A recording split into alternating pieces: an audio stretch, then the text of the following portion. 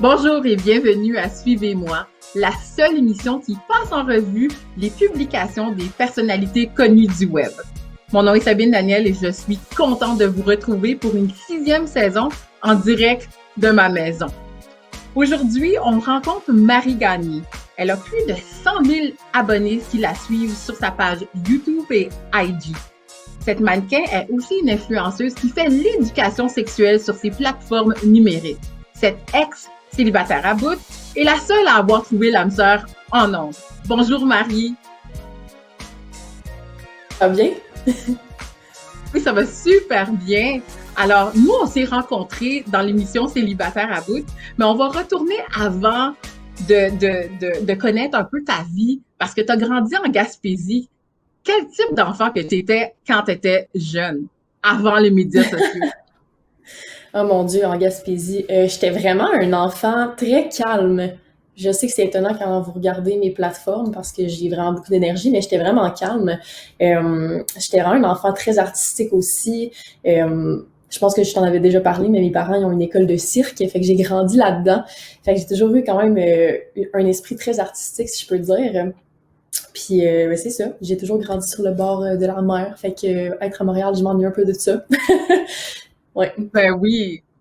Ben, on a vu tes photos de quand tu étais un peu plus jeune, tu étais mignonne, puis tu as mentionné que tu étais timide et même pudique. Pourtant, tu fais l'éducation sexuelle sur tes plateformes. Qu'est-ce qui a changé entre ton enfance et ton adolescence et peut-être ta vie adulte? Qu'est-ce qui a été le gros changement pour toi? Je sais, c'est pas croyable. Même moi, quand je pense à quand j'étais enfant versus maintenant, ça a rien à voir. Mais après moi, ça l'a été quand je suis déménagée à Montréal. Ça a vraiment tout changé pour moi parce que je pense que quand tu viens de région, t'as pas nécessairement de représentation. Euh, Par exemple, si je parle de moi, de la communauté LGBT, fait que je pense que je me suis vraiment trouvée et j'ai été vraiment plus confortable quand je suis arrivée ici. C'est pour ça que je me suis comme épanouie, j'ai fleuri, je me suis ouverte, puis je suis vraiment allée vers ce que j'aimais beaucoup, c'est-à-dire la sexualité, puis tout ce qui est éducation sexuelle, puisque je trouvais qu'il en manque quand même encore aujourd'hui. Donc voilà, c'est pas mal cette raison-là pourquoi j'ai décidé de faire ça.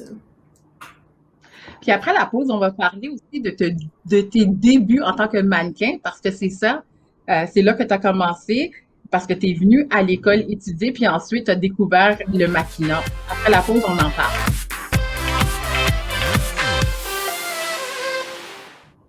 Vous êtes sur les ondes de TV Rogers et vous écoutez l'émission Suivez-moi. Et cette semaine, on rencontre Marie Gagné. Marie Gagné qui est une mannequin et aussi influenceuse. Mais j'aimerais ça savoir, une fille timide comme toi qui vient à Montréal, comment elle s'est trouvée à être une mannequin du jour au lendemain? Mais dans le fond, comme je t'avais dit, honnêtement, quand je suis déménagée à Montréal, je me suis juste trouvée. Je me suis tellement sentie épanouie. J'ai toujours été une fille de ville, même si je viens de vraiment loin. Fait que, en déménageant ici, je me suis juste trouvée, j'ai décidé d'explorer. Puis quand j'ai vu qu'il y a plein de gens qui vivaient de leur passion, qui exploraient vraiment beaucoup le milieu artistique, puis qui en vivaient, je me suis dit, ben pourquoi pas? Puis je me rappelle justement, il y a quelqu'un un moment donné qui m'avait donné sa carte pour faire du mannequinat, puis il était comme, hey, tu devrais vraiment essayer, tu sais, t'as un peu le look, t'as la shape. Puis j'étais comme, ouais, je pourrais peut-être essayer. Fait que j'étais allée porter mes candidatures dans différentes agences. Il y en a comme 3-4 qui m'étaient revenues, puis j'avais signé avec celle qui me convenait le plus. Puis en commençant à faire des photoshoots, c'est là que je me suis vraiment mise à être plus confortable avec mon corps. Puis je sais pas, tu sais, voir mon corps sur les photos, j'étais comme, ah ben, finalement, tu sais, ça paraît bien. On dirait que je m'aime beaucoup. Puis j'étais contente parce que ça avait pas toujours été le cas, là. Fait que, ouais. Est-ce que ça, à cette période-là aussi, tu as commencé à plus exploiter ta sexualité parce que quand on s'est rencontrés, tu m'as dit que tu es à 95% aux femmes et à 5% aux hommes. Ouais, exactement. Mais là, après l'émission Célibataire à bout, j'ai plus vraiment le 5%, là. Mais c'est ça, avec le gars que j'avais eu une date, c'est ça, c'était un peu... mais dans le fond, euh, c'est ça, encore une fois, c'est vraiment en déménageant à Montréal, comme en grandissant en Gaspésie, je t'avais déjà dit un peu qu'au secondaire, c'était extrêmement blanc, extrêmement hétéronormatif, catholique. Tu sais, t'as pas vraiment de représentation, fait que je savais même pas c'était quoi une femme queer, tu sais. Fait qu'en déménageant ici, en rencontrant plein de gens, c'est vraiment là que j'ai comme découvert puis commencé à explorer, puis c'est là que je me suis rendu compte que effectivement que j'avais vraiment un plus grand intérêt envers les femmes, tu sais. C'est ça qui est beau des grandes villes, en fait, c'est la diversité, là. Mm. Ouais. Puis, à l'époque, ça t'a tellement inspiré que t'as lancé ta chaîne YouTube parce Mhm. que tu trouvais que YouTube était très hétéronormatif, comme tu l'as mentionné. Pourquoi tu décidais d'échanger et de faire cela? Parce qu'il y a plusieurs personnes qui ont des chaînes YouTube. Mhm. Mais en fait, quand j'ai commencé ma chaîne YouTube, j'avais envie que ça soit axé sur la communauté LGBTQ+, parce que je trouve qu'il n'y en a pas assez au Québec. Oui, il y en a, mais il n'y en aura jamais assez. Puis je pense que ça en prend pour faire changer les choses. Puis le côté éducation sexuelle, tu sais, mettons que je pense à quand j'étais au secondaire, il n'y en avait pas. C'était extrêmement hétérosexuel, hétéronormatif. Fait que pour tous les jeunes qui sont queer, ben c'est un peu, tu te sens pas inclus. Fait que je fais un peu ça pour la jeunesse, pour que les gens qui se posent des questions, ben, qui regardent mes trucs, qui sont comme, ok, tu sais, je me sens pas à part, je me sens inclus. Fait que c'est vraiment pour cette raison-là que j'ai commencé mes réseaux sociaux, là, pour aider les plus jeunes, même les plus vieux des fois. Oui. Puis moi, je ne suis pas gay, lesbienne, je ne fais pas partie de la communauté. Sauf que moi, je me retrouve à être sur ta chaîne YouTube en train d'apprendre plein d'affaires sur la sexualité qui m'ont pas été transmises à l'école ou par mes parents.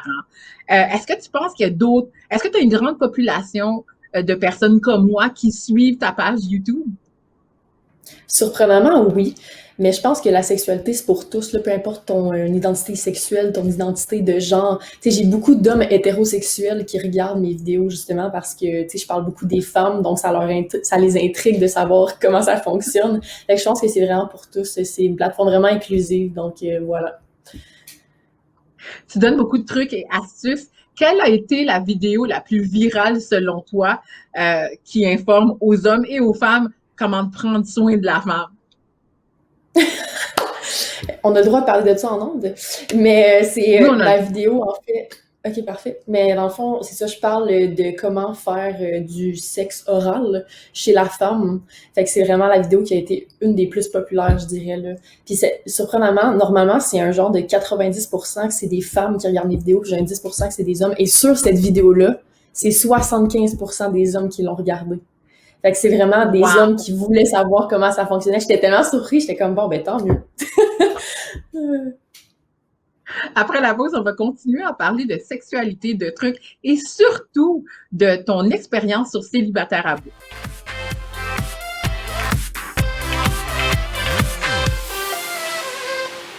Vous êtes de retour sur les ondes de TV Rogers et vous écoutez Suivez-moi. Et cette semaine, on a l'influenceuse Marie Gagné qui a eu la chance de participer avec moi à l'émission de Célibataire à bout.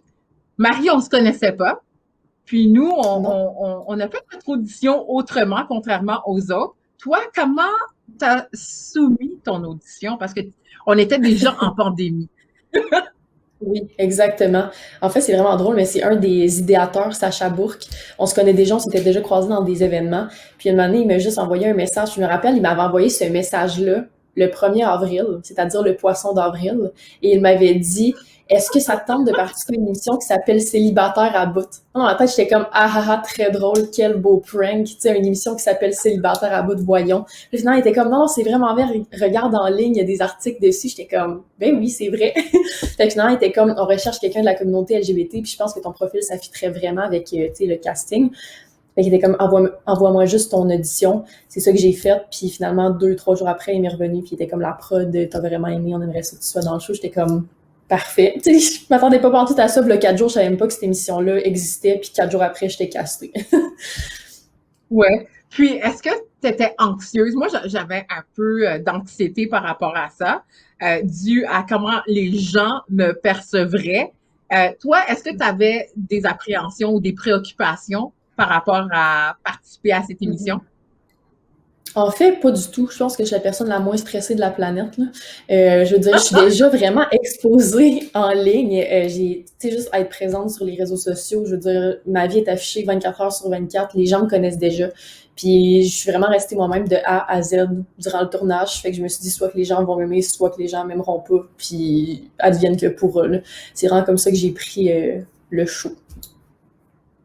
Oui, puis une de tes premières dates qu'on a montré en ondes, c'est que tu es allé dans une date avec un gars. Pour mettre en contexte aussi, je ne choisissais pas les gens qu'on fréquentait dans l'émission. Comment tu as réagi à l'intérieur de toi en sachant que c'était un gars? Puis à l'époque, tu aimais les gars à 5%. Ouais, c'est ça. Tu sais, on s'entend, c'est juste que dans la vie, j'aime pas les extrêmes. C'est pour ça que je dis que je suis à 95% attirée vers les femmes et 5% envers les hommes, parce qu'on sait jamais. Tu sais, je sais pas si un jour un homme, ça m'étonnerait, mais j'aime pas ça les extrêmes. Fait que c'est pour ça que j'ai dit ça, mais je pensais jamais qu'il allait me booker une date avec un homme. Tu sais, quand ils me l'ont dit, ils étaient comme, tu sais, de ton audition, qu'est-ce que tu penses qu'on a retenu? Je suis genre, je sais pas. Ils sont comme, ah, ben, que t'as dit 5%. J'étais genre, oh non, impossible. Fait qu'il était comme, ben, surprise, ta première date, ça va être avec un homme. On va pouvoir commencer le show en force, puis les gens vont comprendre que t'es pas tant attiré vers les hommes, tu sais. Puis là, l'homme qui était avec moi dans la date, ben, pauvre coco, là, quand il a su que c'était un 5%, il y a une drop de confiance qui est arrivée, là. Ça, je comprends ça. Mais en même temps, tu as eu des belles dates. D'ailleurs, tu as rencontré l'âme sœur lors de l'émission. Et ça, c'est avec une autre influenceuse qui a participé à Occupation Double. Exactement. Je m'attendais vraiment pas à ça, pour vrai. Parce que, tu sais, justement, encore, Sacha m'avait envoyé un message parce qu'il nous demandait un peu c'était quoi nos genres de dates, nos intérêts. Puis il était comme, est-ce que tu as un nom en tête que quelqu'un t'aimerait ça, tu sais? J'étais comme, ben, il y a Jessie Nadeau, c'est vraiment mon genre de personne dans la vie. Fait que si tu pourrais me trouver quelqu'un dans ce type de personnalité-là, ça serait pas pire. Mais je pensais pas qu'il allait booker la vraie Jessie Nadeau, là. Fait que quand je l'ai vu arriver, j'étais genre, ben non, ce show est plein de surprises. Plein de surprises. Et la plus grande surprise, c'est que vous êtes tombés en amour parce qu'on a vu, toi, tu as été en date avec elle 3 fois. C'est à quel moment que tu savais que c'était spécial? Ben, en fait, au début, c'était supposé d'être juste une date. Puis quand la production ont vu qu'on avait tellement une belle chimie, ils nous ont demandé pour une deuxième, puis ensuite une troisième. Fait que déjà là, j'étais comme, bon, je pense que la chimie passe assez bien. Puis au travers des dates de l'émission, on se voyait à l'extérieur aussi. On est allé vraiment tranquillement, mais c'était vraiment le fun. Puis c'est ça, finalement, je pense que c'était à l'extérieur de l'émission plus qu'on s'est rendu compte qu'on était compatibles parce qu'on s'entend qu'il y a une émission de télé, tu sais, t'as une équipe de tournage autour de toi, fait que c'est pas super intime, là, mais c'est plus à l'extérieur qu'on s'est rendu compte qu'on avait vraiment plus de compatibilité qu'on croyait, là. On va continuer à parler de Jessie, puis aussi de savoir qui tu suis sur les médias sociaux, parce que toi, tu as plusieurs amis influenceurs. Restez là après la pause. Vous écoutez Suivez-moi exclusivement sur les ondes de TV Rogers. Aujourd'hui, on a l'influenceuse et aussi une personne connue dans le monde du maquina. On a Marie Gagné avec nous qui nous parlait avant la pause de sa nouvelle coqueluche et amoureuse. Et aussi, je dois dire qu'ils sont des TikTokeuses. Ils font plein de vidéos sur TikTok ensemble. On va continuer sur ton histoire d'amour. Alors, vous vous êtes rencontrés sur l'émission Célibataire à bout et de plus en plus, on vous voit afficher votre amour sur les plateformes numériques. Est-ce que tu as peur que si jamais ça ne fonctionne pas, qu'il y a toute cette documentation qui existe en ligne? Ben, c'est sûr que quand tu es dans la sphère des réseaux sociaux, c'est un couteau à double tranchant selon moi. J'étais quand même réticente au début d'afficher ma relation, mais par contre, les deux, on est dans ce milieu-là, fait qu'on va pas se mettre à censurer nécessairement qu'est-ce qu'on pose parce qu'on est quand même souvent ensemble. Mais je pense que aussi le fait qu'on soit deux femmes queer, puisqu'il n'y en a pas beaucoup, tu sais, je reçois tellement de messages de gens qui sont comme, on aime tellement ça, vous voir ensemble, on n'en a tellement pas des couples lesbiens, on aime ça, ça nous inspire, tu sais. Fait que je pense qu'on le fait aussi pour la communauté LGBTQ+, tu sais. Et quelle question que tu reçois le plus souvent par rapport à ton couple ou par rapport à la sexualité? Oh mon Dieu, quelle question je reçois le plus? Ben, par rapport à la sexualité, ben, c'est souvent des questions qui sont sur ma chaîne YouTube, là. Mettons, sur mon coming out, beaucoup de questions par rapport à ça. C'est souvent des jeunes qui me demandent des conseils, comme qui s'apprêtent à faire leur coming out. Fait qu'ils me demandent, c'est ça, des petites questions par rapport à ça. Pour la majeure partie de ta vie, tu as toujours été attiré vers les gars. Mais un beau jour, tu as rencontré une fille qui a chamboulé ton existence puis qui t'a fait remettre en question tes choix de vie. Fait que là, tu t'es mis à dater juste des filles durant des années. Ouais, mais c'est sûr que t'es hétéro, t'as déjà aimé les hommes. Non, mais c'est sûr que t'es gay, tu dates que des filles. Ouais, mais peut-être que t'es bisexuelle, dans le fond. Marie, il faut que tu fasses un choix. Ben c'est sûr que comme tu m'avais mentionné, j'ai eu des questions sur le fait que ben là, si ça fonctionne pas, comment vous allez vous sentir? Parce que tu sais, il va y avoir des traces de nous pour toujours. Là.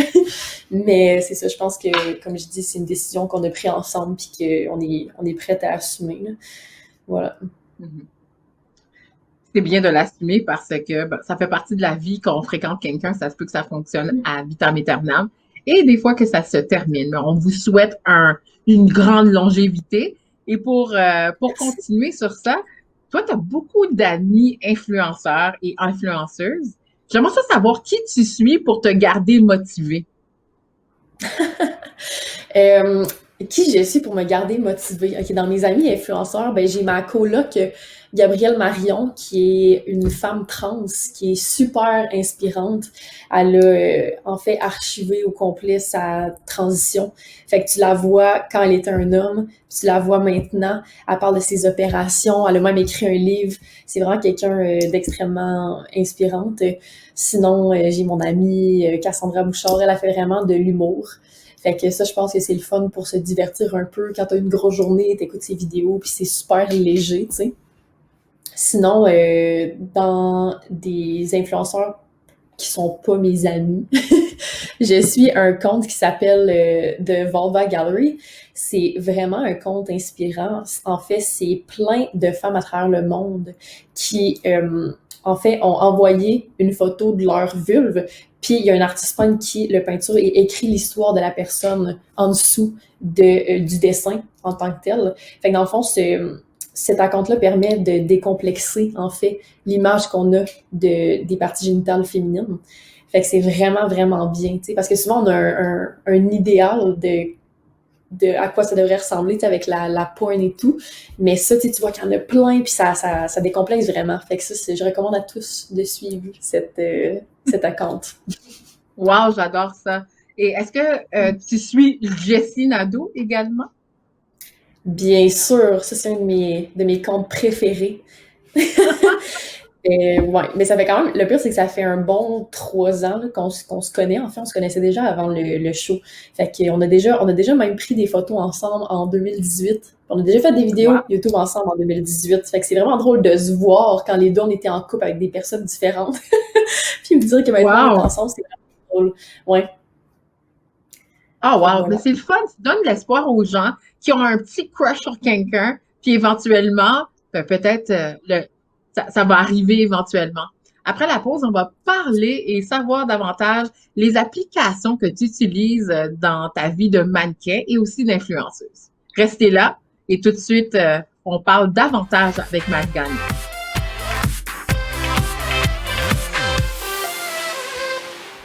Merci d'être avec nous. Aujourd'hui, on a l'influenceuse Marie Gagné qui a participé à l'émission Célibataire à bout et qui va nous parler en tant que maquina et influenceuse, quelles sont les applications que tu utilises pour faciliter ta vie et maximiser tes journées puis aussi tes contrats. Ben, en fait, je dois avouer que pour maximiser mes contrats de mannequinat, j'ai pas vraiment d'application, mais j'ai une application que j'utilise pas mal à tous les jours, qui m'aide mentalement.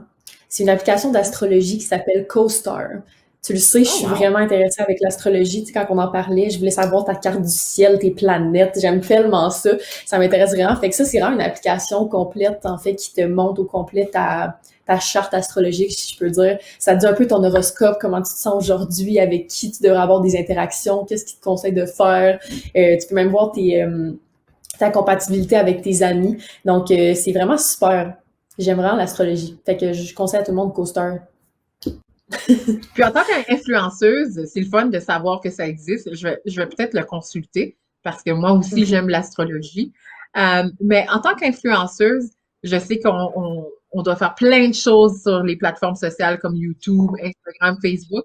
Est-ce qu'il y a d'autres applications que tu utilises tu sais, comme pour faire des photos, pour améliorer tes photos? Je sais pas. Mhm, 100%. Une de mes applications que j'aime beaucoup, c'est VS Code. Cam. En fait, je mets toutes mes photos dedans avant. J'utilise certains filtres aussi, mais en fait, j'utilise quasiment le même filtre pour que mon feed Instagram fit un peu plus. J'aime vraiment ça. En fait, rajouter un peu de grain sur mes photos, puis c'est ça, regarder comment tout va bien s'assembler sur mon thème Instagram, là. Mhm. Et super, on va prendre ça en note. Qu'est-ce qu'on peut te souhaiter parce que tu travailles sur des nouveaux projets? Est-ce qu'on peut avoir une primeur d'un projet qui s'en vient bientôt? Ben 100%. En fait, je travaille toujours sur plein de projets, là. J'ai ma chaîne YouTube, que ça, c'est un projet en continu. Mais sinon, j'ai un nouveau projet qui va sortir le 1er juin. C'est un podcast que je travaille avec ma co-host qui s'appelle Jen Laforce. C'est une TikTokeuse LGBTQ+, justement. Fait qu'on va parler de sexualité sans tabou, puis d'influence dans la communauté LGBTQ+. Fait que ça va sortir le 1er juin pour le mois de la fierté. Fait qu'on travaille sur ça beaucoup ces temps-ci. J'ai bien hâte de lancer ce projet-là. Ça me motive beaucoup. Et on a bien hâte de le voir. On va continuer à te suivre, toi et Jessie, et toi sur ta chaîne YouTube. Tu vas continuer à nous éduquer sur l'éducation sexuelle, à nous donner des trucs et astuces. Alors, j'invite tout le monde qui nous écoute à suivre Marie Gagné. Merci d'avoir été des nôtres. Merci.